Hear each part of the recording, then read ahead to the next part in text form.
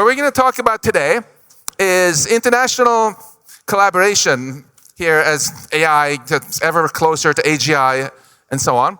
And before we get into that, just so we're all on the same page, let's define some of the terms we're going to be talking about. So Demis, when I first met you, we were talking in my office, I think 13 years ago, you were the only CEO of a company actually trying to build AGI. Now, everyone and their uncle is trying to do it, right? So I think there's no one more appropriate than you to just define for us in a nerdy way, what's the difference between narrow AI, AGI, and superintelligence? Thanks, Max. It's great to be here, and I miss those times.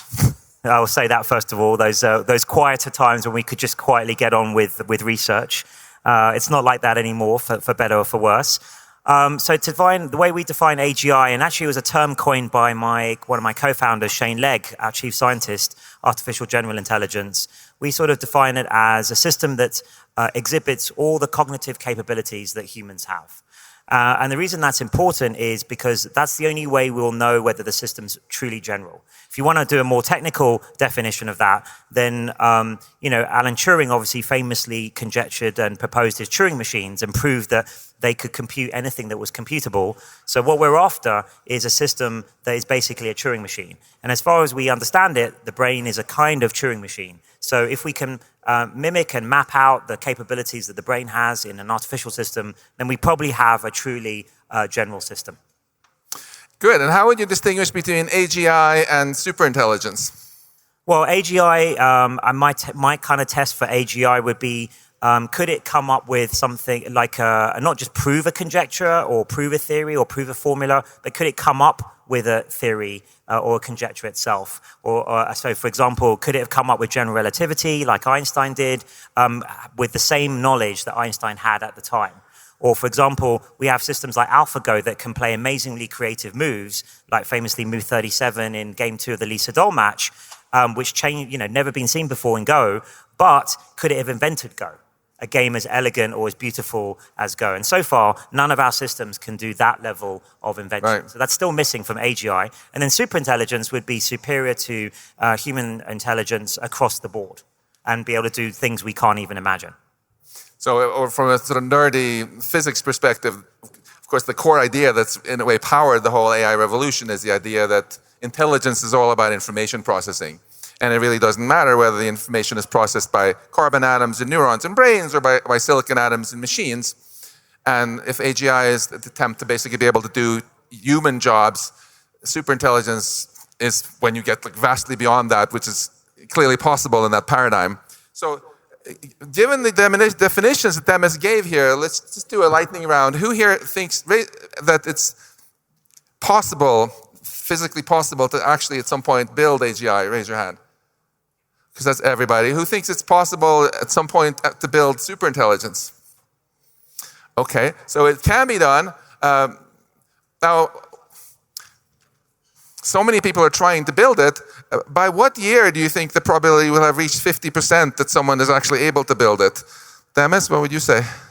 I have a timeline, around 5 years for 50% probability. And Dawn? I think it's not just about my own prediction. Also, there has been actually a huge survey run by over 2,000 AI researchers on the timeline. I think also it's right. I think it's soon in the next 5 to 10 years. Yoshua? So this is actually a point on which I agree with Ya-Qin. That is 5 to 10 years. I think it's going to take about 20 years. And if we define AGI, both information and also physical sense, it's probably going to take 5 years to reach that for the information AI, but it takes longer for the physical AI. I just want to add something. So you asked for the 50%, but I think it's important to ask, what about like 25% or 10%? And if you look at these probabilities, which are not negligible, it could be 2 years or 3 years from now, quite easily. So it's good to be humble and be prepared for if it happens sooner and also be prepared for if it takes longer. I think one thing that's been super striking is how these predictions have changed a lot. Like when I first met you, Demis, and even in the Puerto Rico 2015 conference, Most people were saying 2050, 2045. And not long ago, 6 years ago, most of our colleagues were saying even something as like ChatGPT was very far away. Well, actually, we've been amazingly consistent with our predictions. So actually, Shane's made these publicly. But when we started DeepMind in 2010, and as you say, we were the only people doing this at that time, we thought of it as a 20-year mission. And I think we're basically on track, which is a little bit unbelievable, really. And I think Shane has a specific prediction of 2028, which is very plausible, in my opinion. Good. So I guess what we can take away from that is we shouldn't take for granted that this is some kind of long-term issue, since might happen during the current US administration. So that leads us to the main topic we're going to discuss here now that we have some definitions in place. International collaboration. Given that this is Davos, having a panel on international collaboration would seem incredibly boring until pretty recently, because everybody here kind of agrees that international collaboration is good. But times have changed. The vibes have changed quite a bit. So I'll just read you two funny examples here. So in 2017, when we had the Asilmar conference and the Asilmar principles were developed that you guys signed here, there was one that said, artificial said that superintelligence should only be developed for the benefit of all humanity rather than one state or organization, clearly implying that international collaboration is good. Contrast that with a full-page ad that came out yesterday in the Washington Post, taken out by Alex, the CEO of Scale AI, that said, America must win the AI war. Did anyone detect any slight shift in vibe? And so we have quite an interesting intellectual controversy here now. Dario Amodei from Anthropic wrote a piece also this fall called Machines of Love and Grace, arguing that America should do a Manhattan Project and try to get to AGI before China. There's been a number of other voices sort of piling on that. And then a lot of people have pushed back. So I hope this convinces you that this is actually an interesting discussion to have. Now, let me actually do a quick poll with the audience here. This idea that superintelligence should only be built for the benefit of all humanity, who likes that idea? Raise your hand. Yeah, I guess we are in Davos after all, aren't we? Okay. What about you guys? Who feels that you still think that's a good idea, that it should be for the benefit of all humanity?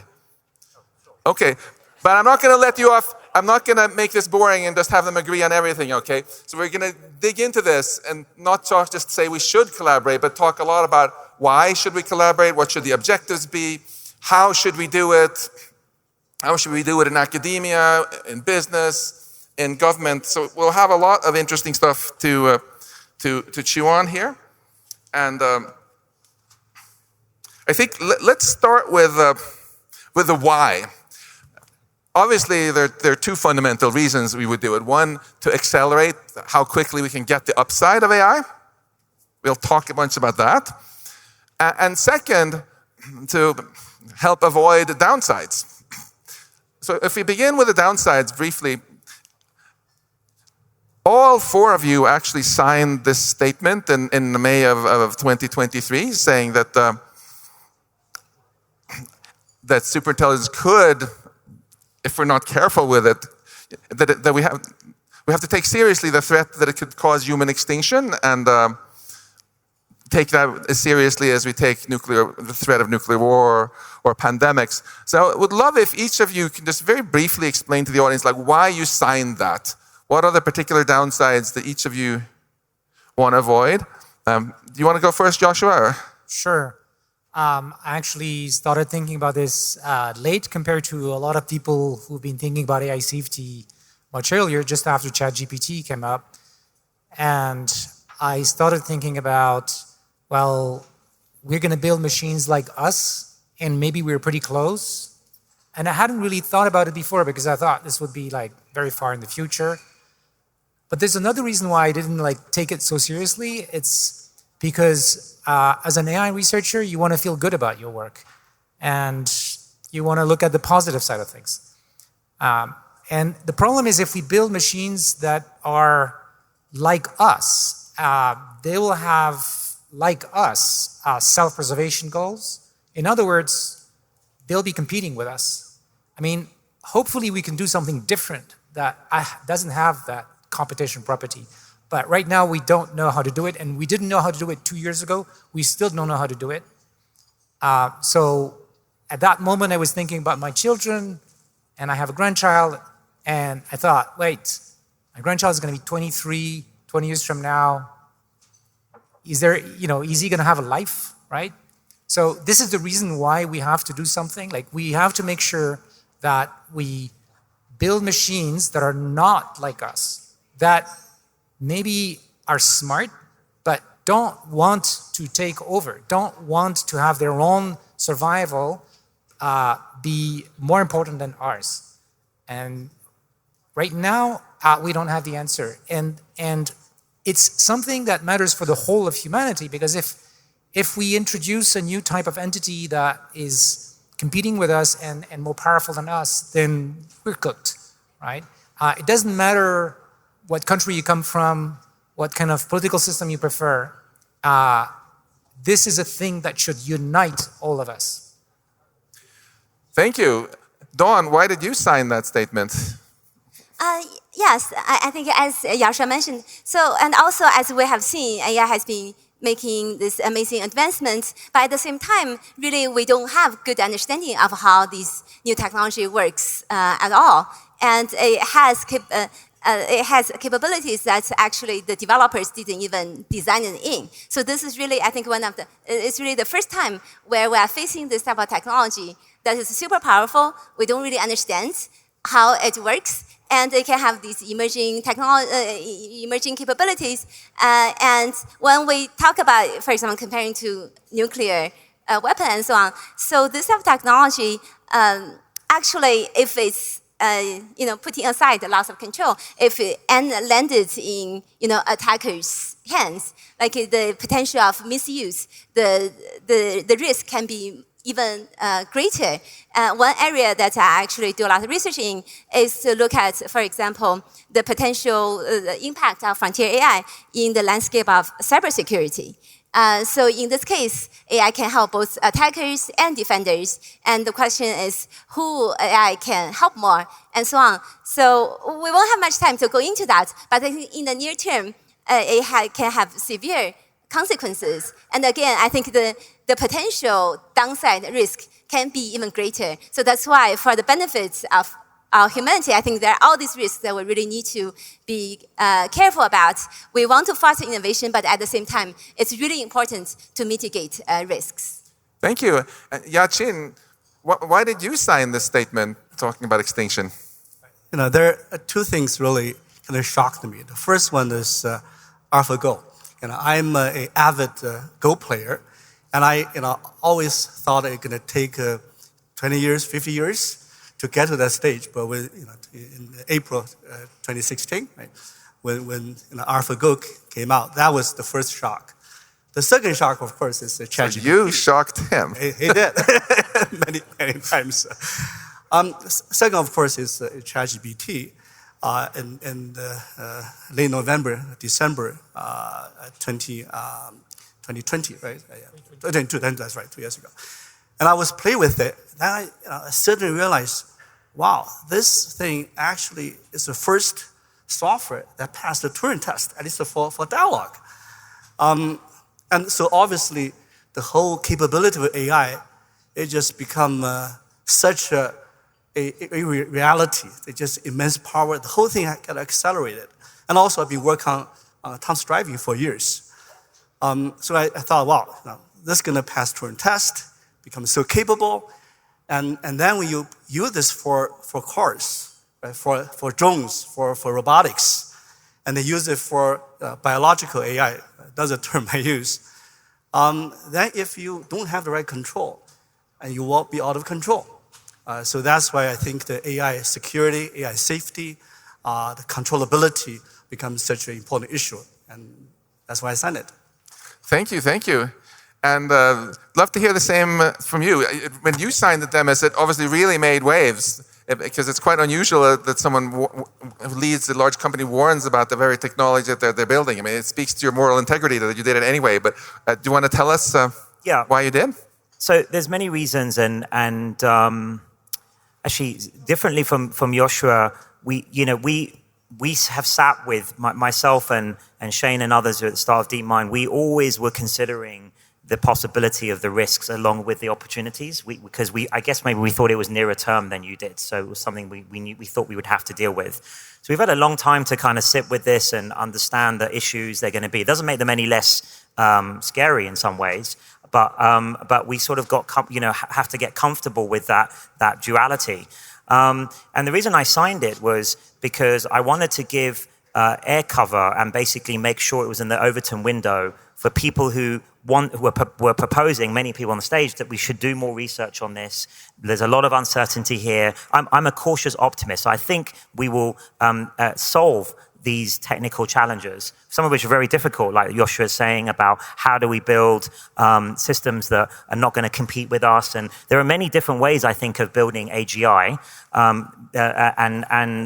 in the sort of brain design space, some of which will be safe and very positive for humanity, and some which will be very negative and very dangerous. And we don't necessarily know which is which at the moment, and we have to gain more information and more research on that. And as Dawn was saying, also maybe favor defensive systems over offensive systems, things like this. And what I worry about is that, first of all, with this sort of competitive race dynamic between companies and also countries now, that's leaving less margin for error and less time and less resources focusing on the safety aspect and the understanding aspect of what we're actually building, and why we're building that, and how we want to deploy them, and what kinds of systems should we allow and deploy. And I think there's a lot of work to be done there, and there are colleagues of ours that we know also who say there's nothing to worry about here, which to me seems insane when you have clearly a super powerful new technology that's going to be massively transformative and is obviously dual purpose, and we don't fully understand. So I'm optimistic we'll get this right, given enough time using the scientific method and enough of our smartest people working on it. And that's where international collaboration and other things comes in, because there's sort of several issues at stake here. One is the technical design. Can you build it technically safe? But even if one were able to do that, if other groups or other countries or other companies don't do that, then it doesn't matter, as Yoshua was saying. It doesn't matter in the limit. If even only one or two of these projects design harmful AGIs, then it could be seriously existential for humanity. So that's where the international collaboration sort of needs to come in, as well as another aspect on top of the technical solutions. Before we go to Yoshua here, I just want to personally thank you for giving air cover like that and opening the Overton window, which I think greatly increases the odds that things will go well. So thank you.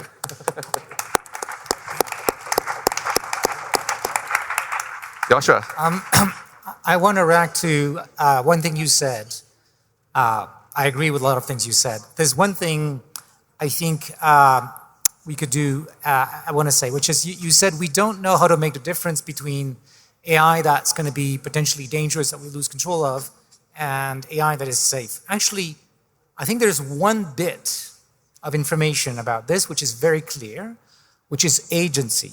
So AI systems that don't have agency, we can't lose control of them, because they don't have any goal, and that means they don't have any self-preservation. They're not, by the way, imitating humans is not good enough, because humans are agents. And all of the scenarios of loss of control that scientists have been thinking about for decades now happen because the AI is an agent. Now, I know we're like racing towards building agents, but I want to raise a red flag that this is the most dangerous path now that we're entering into. So I agree with that, by the way, just to answer that question. And I think the agentic era we're about to enter into is a threshold moment for the systems becoming far more risky. So today's ones, I think aren't very dangerous. They're impressive in many ways, but they're basically passive Q&A systems. So they're not agentic systems. The problem we've got is it's a similar one of international collaboration. market forces and competitive forces mean it's clear that agentic systems will be more valuable, they'll be more useful in the good use cases. So people are going to build them. It's the same as also I would advocate having humans in the loop for AI, most critical AI systems. But the problem is they may get outcompeted by systems that don't have human in the loop. Well, so there has to, again, that comes back to then international agreements and collaboration. So I agree about the international bit, but on usefulness, agency is mostly going to help replace people's jobs. But the things that people want really from AI is things like curing cancer, helping out solve climate change, and you don't need agency for that. You can do all of those things by just building systems that understand the world. The whole field of machine learning for science has been developing without needing agency. And I think we can get to AGI, a form of AGI that doesn't have agency. That's a bet. I agree, but I think it's a worthwhile bet. Right, so I just want to add to that. So part of the AI safety work is to define the guidelines, guardrails, and the red lines, right? For example, it's a no replication agency, or the things you have to really not to do in terms of building the agentic AI. Yes, and also to add to that, I think yes, as Demis was saying, for a lot of companies and practical applications and so on, so they want the agentic behaviors, agentic flow to help them to actually solve problems, increase productivity, to address these issues. But at the same time, these agentic systems also introduces a lot of safety and also security problems. So that's why I think it's also really important, besides the international cooperation, as we design and develop and deploy these agentic systems, we need to build safety and security in. So for example, last semester I taught a MOOC, Massive Open Online course, on large language model agents. We have over 15,000 enrolled globally, and also we had a hackathon, 2-month-long hackathon, actually in collaboration with Google and OpenAI and so on agents. And we actually set up, so first of all, in the class, we emphasized safety for agents, and also in the hackathon, we have one track on safety track for agents. I think it's really important as we talk with companies who are building solutions, agentic solutions. It's very important to really design safety and security in as well. Maybe just to add one comment to both of those answers. I totally agree that that's exactly what we should be doing with agentic systems, is building sort of cybersecurity protections in from the beginning. I also advocate things like hardened sandboxes to experiment with them in. There's many mitigations, put it into simulation first, there's air gapped. There's many ways we could all probably come up with and have come up with many brainstorming ideas for it. The issue is that unless everyone agrees to build them in that way, then there will people build them in unsafe ways. And if you also include things like open source and other systems, then all sorts of people and all sorts of organizations will be building these systems.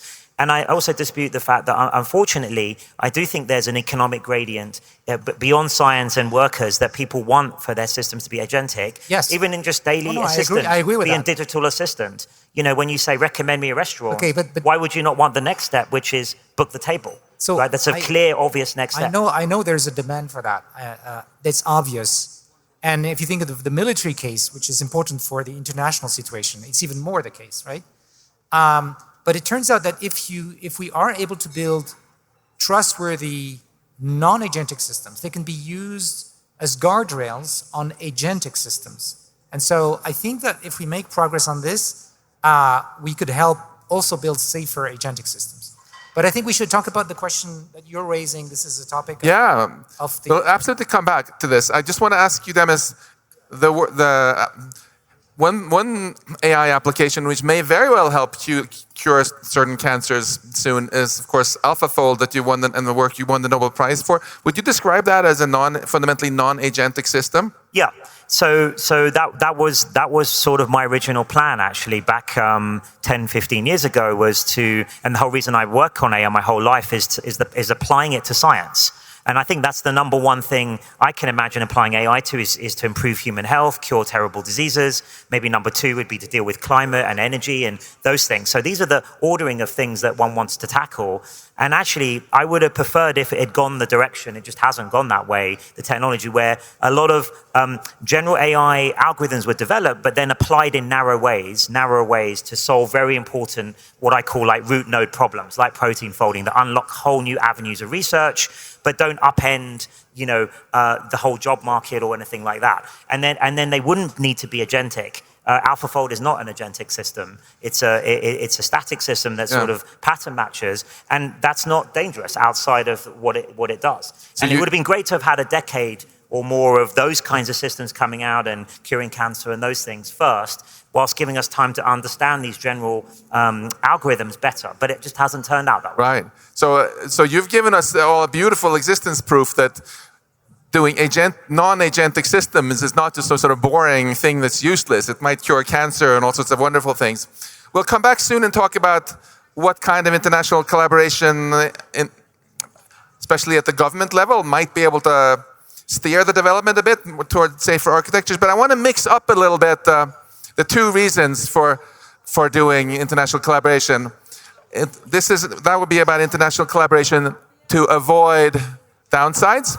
First, raise our spirits a bit here by talking a little bit about how we can get the upside faster from international collaboration. So, Ya-Qin, do you want to tell us about some actual technical progress which has come from international collaboration, in particular come from China? Well, if you look at it, AI is actually a perfect result of international collaborations. Chinese researchers, industry companies have benefited tremendously from the foundational work from US, Canada, from UK, including the groundbreaking work you two have done, Yoshua and Demis. And by the way, Chinese culture respects the scientists a lot more than movie stars. So you two are household name in China and the celebrities. So next time you visit China, make sure you have the right protection. So that is wonderful. But I also want to make a point. Chinese scientists are making increasing more contributions to the basic research and to innovations. Let me give you just a few examples from actually the three companies I worked in the last three organizations that worked in the last 25 years. Microsoft, Baidu, and also Tsinghua. For those who work on the deep learning, you probably know an algorithm called the ResNet. Right? The ResNet is actually developed by 4 young researchers in Microsoft Research Asia, which I co-founded and had for many years. And ResNet is being used for AlphaZero Go, used for AlphaFold 1, and also used for a lot of the big models we build today. And by the way, ResNet is the single most highly cited paper in deep learning. Right? Well, altogether you have the highest, but that single paper is the highest cited, 300,000 citation, I think, yeah. And the second example is actually when I was working in Baidu, we developed a open source autonomous driving platform called Apollo. And so when actually we released this in 2017 to the entire world, put in the GitHub, and so a lot of people have been using it. Over 200 companies are using it, and over 100 of companies are from outside of China. And until today, it is the world's largest open commercial platform. And obviously, we also run the world's largest self-driving car fleet in Wuhan, which is actually bigger than Waymo in San Francisco. That is open, and is a contribution to the world.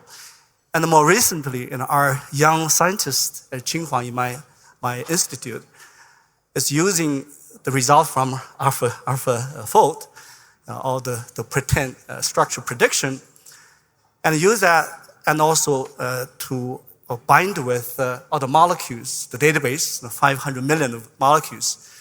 And she was able to develop a rapid and accurate drug screen tool that's open to everybody, called drug clip. Essentially, she's able to drug the entire genome by this. I think this is a lot of contributions. I think I see a figure from Stanford in the top 4 conferences, including the one you started, AI conference.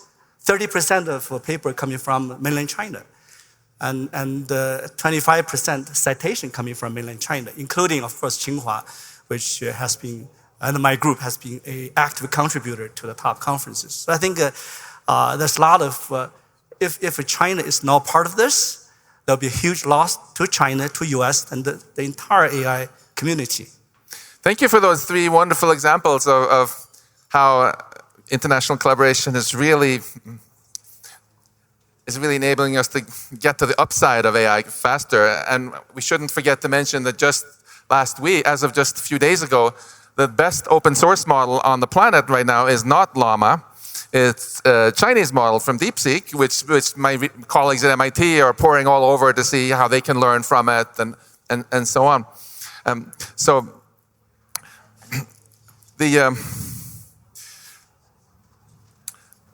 So lots of upside from international collaboration, of course. Coming back to how we can use it to prevent downside, one can look at collaboration between universities academically, which is very uncomplicated. It doesn't involve politics.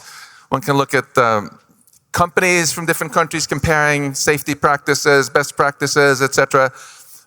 And one can look at governments talking with each other, having AI safety institutes, sharing best practices, etc., etc. Yoshua, since you have poured a ridiculous amount of your own time during the past year into leading this international report, which will be presented at the Paris summit in a couple of weeks, do you want to tell us just very, very briefly a little bit where things stand on that side of international collaboration? And also, if you had a magic wand and you could create whatever international collaboration structures you wanted, what would you do? All right, so on the International Scientific Report on the Safety of Advanced AI, sorry, it's a mouthful, it's being modeled after the IPCC for climate change.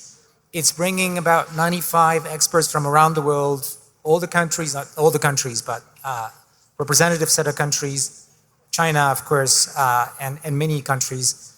And the goal has been to create a scientific synthesis for consumption by policymakers of the state of the science in AI safety. So, in other words, what are the risks? What do we know about them?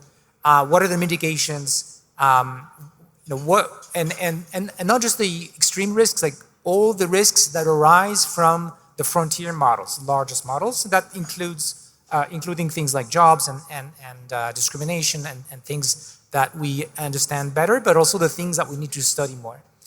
And I want to say that it's really important to distinguish this scientific work of synthesis, which acknowledges the differences that exist between different scientists about where we see things going. So this scientific view of the lay of the land from the political decisions. In any IPCC, things are a bit mixed, and I think some of the architects of IPCC would like to have a clearer separation, because both are hard. But when they get a bit confused, then it's terrible.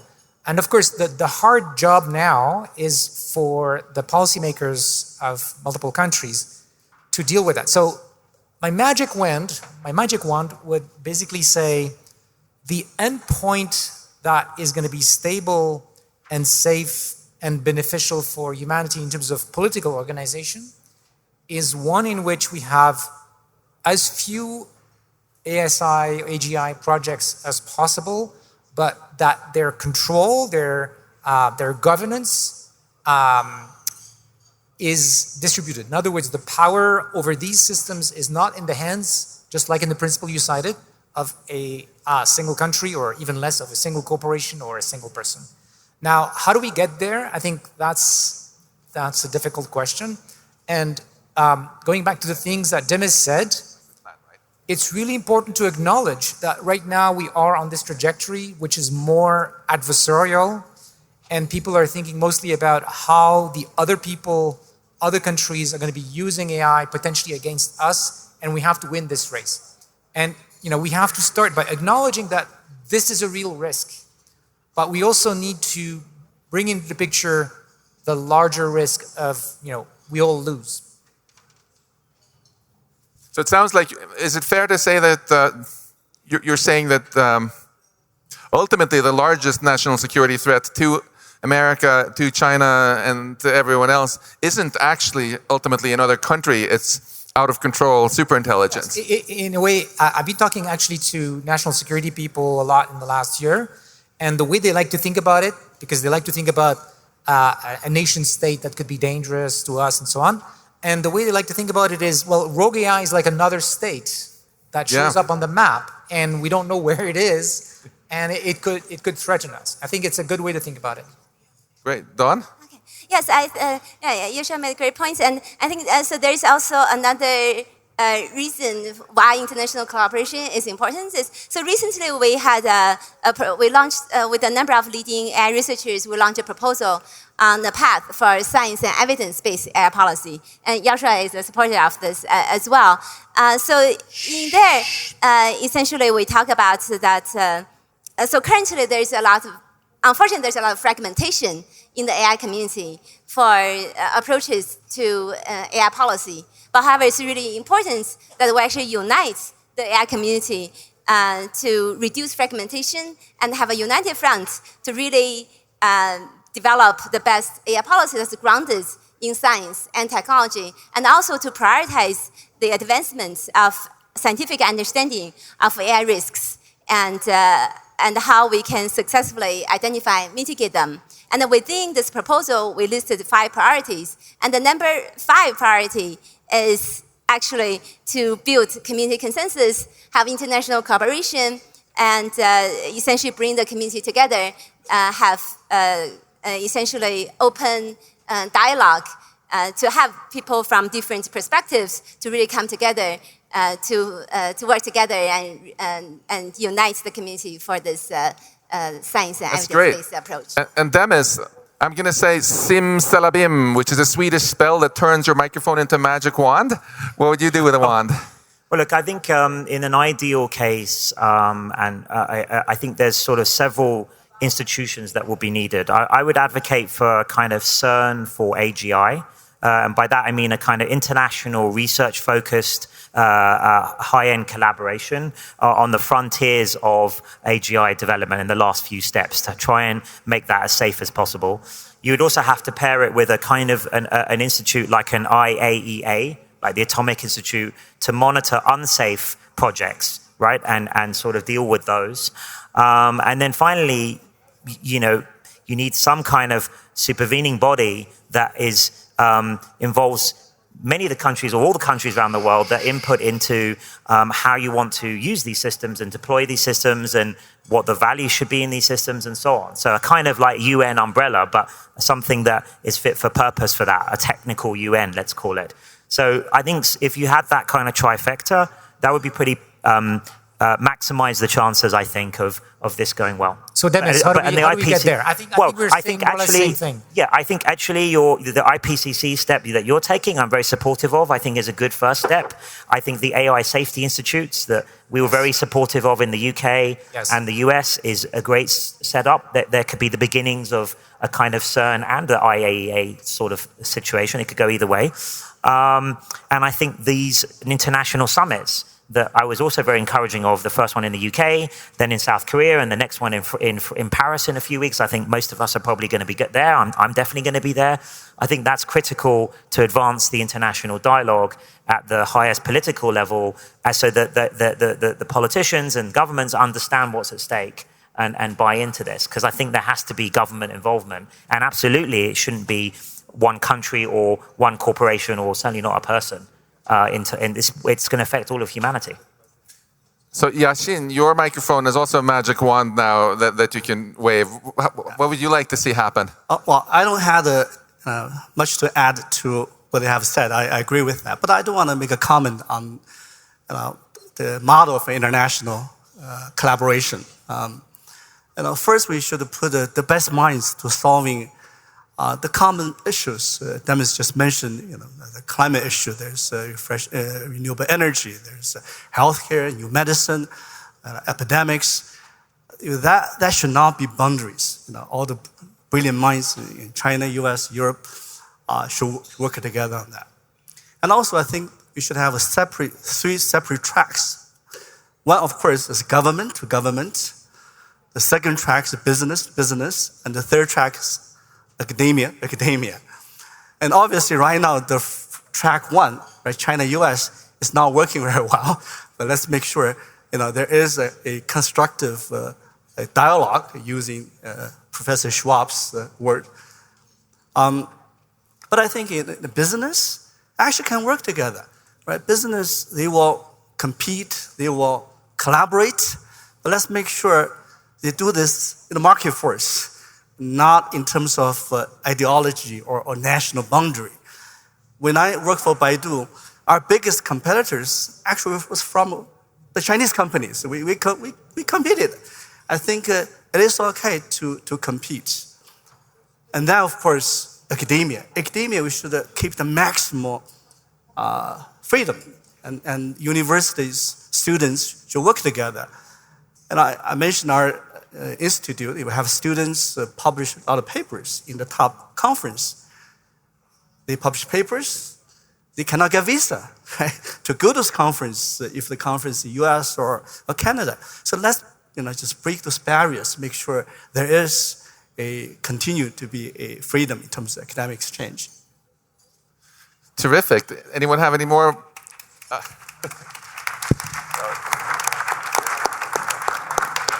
Clearly a popular sentiment. Did anyone else want to do anything more with their magic wands before we move on here? Okay, then. I would, actually. Good. So I think that so long as the governments leading this planet see AI as a tool that can be used to build weapons or economic dominance, things are not going to get better in terms of the risks we've been talking about. It's only when they understand the risk that they share together, and that is the existential risk. Yeah. So we need greater awareness. We need more people to understand this. It is not that complicated. We need these arguments to be laid for everyone to understand and for governments to understand. So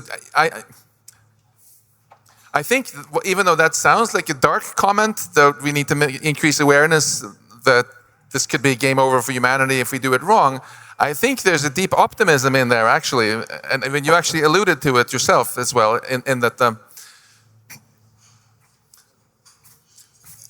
if two countries or two blocks have a hard time getting along, if there's a common shared threat, that often unites them. The United States and the Soviet Union did not exactly agree on everything ideological during the time of Stalin, during World War II, but they still collaborated very effectively to defeat Hitler, which was a threat to both of them. And now, if you, as some of you were alluding to, if there's a scientific consensus that we're closer to figuring out how to make AGI than we are to figuring out how to control it, then it's pretty obvious the government in China doesn't want to lose control. No other government wants to lose control either. And what they just purely egoistically have an incentive to do is actually the same in both places, which is just make sure that their companies build very powerful AI tools, maybe non-agentic, maybe other kinds of tools that they can control, but make sure nobody builds uncontrollable AGI in a rush in their countries. And then if both the US and Chinese government do this, of course, they'll start worrying like, well, what if North Korea does it? Or what if some American company does it and some South American country with a weak government? And now China and the US have an incentive to actually work together and make sure the rest of the world sort of follows. So I think even though it sounds kind of dark what you said, it can create exactly the kind of incentives that make even very egoistic countries that just care about themselves actually be responsible about this and do the governance that they need to get the international to get the upside, not the downside. Does that make sense? Yes, except that you also have to think of how we make sure the other guys are not going to use their AIs against us, right? And every country may think this way. I think it's naive to think that we only worry about the existential risk. We also need to worry about how do we make sure it's not used against in a military way or something.